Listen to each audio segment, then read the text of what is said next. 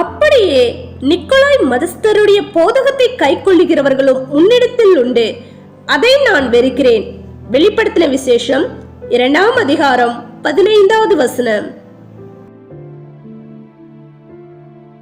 தியானம்.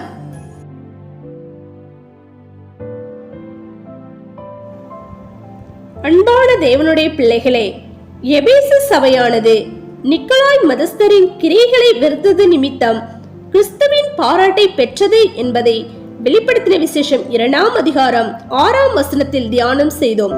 நிக்கோலாய் மதஸ்தரின் தவறான கொள்கைகளையும் அறிந்து கொண்டோம்.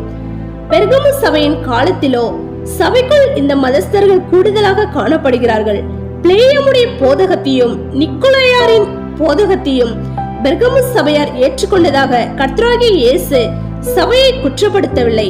இந்த போதகத்தை பின்பற்றுகிறவர்கள் சபையில் செயல்படுவதை, சபை அனுமதித்ததை கிறிஸ்து வெறுக்கிறார்.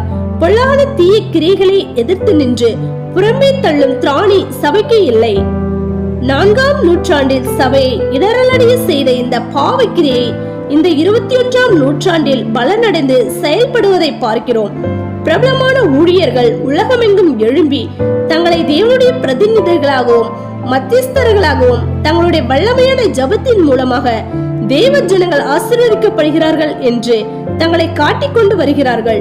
ஜபம் என்பது இக்காலகட்டத்தில் கிரயம் கொடுத்து வாங்கக்கூடிய பொருளாக மாறிக்கொண்டு வருகிறது. ஜப கோபுரங்களும் ஜப தோட்டங்களும் ஜப கோட்டைகளும் ஜப எண்ணெய்களும் ஜப பண்ணைகளும் ஜப மலைகளும் பெருகி வரும் காலமாய் இருக்கிறது.